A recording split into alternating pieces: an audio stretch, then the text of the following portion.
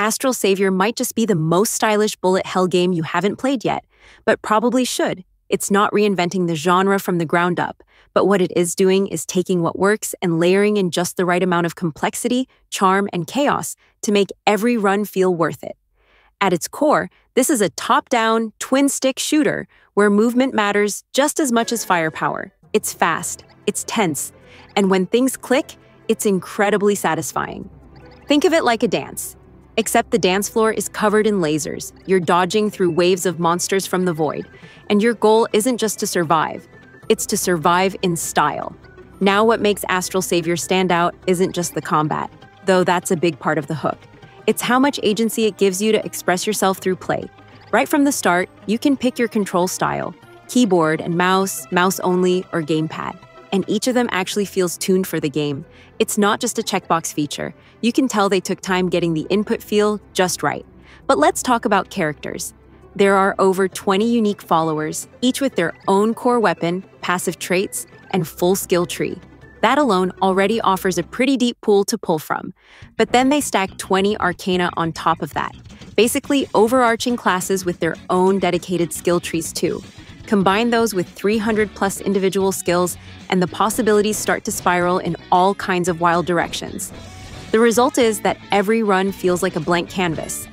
You're not just following some meta build you saw online. You're building something that works for you on the fly, depending on the random upgrade options you get, the Arcana you choose, and how you want to handle the threats the game throws at you. It feels strategic without being overwhelming, which is a tough balance to strike. And you'll need those builds, because the void does not mess around. The enemies don't just trickle in, they swarm. And while early waves are manageable, it doesn't take long before the screen is a full-on bullet ballet. But here's the thing, Astral Savior gives you the tools to handle it. It's fair, but firm.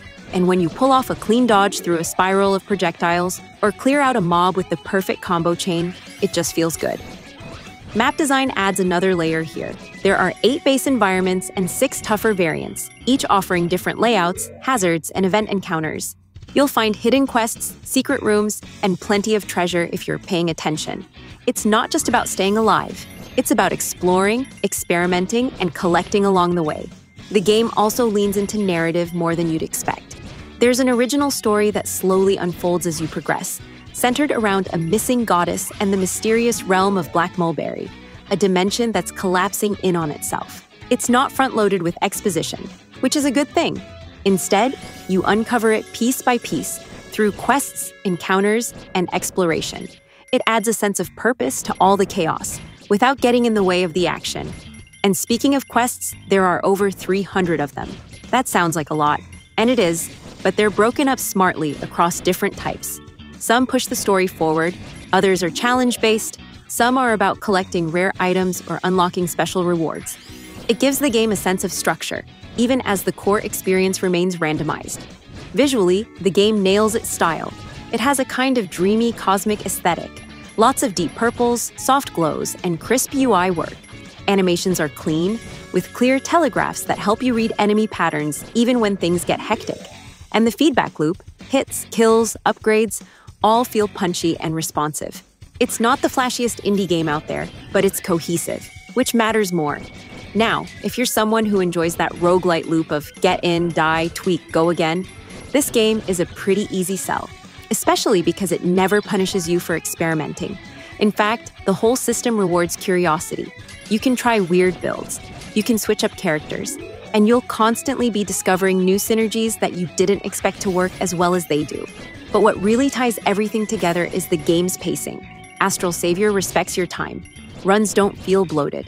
Progression moves fast enough to keep you engaged, but not so fast that it feels shallow.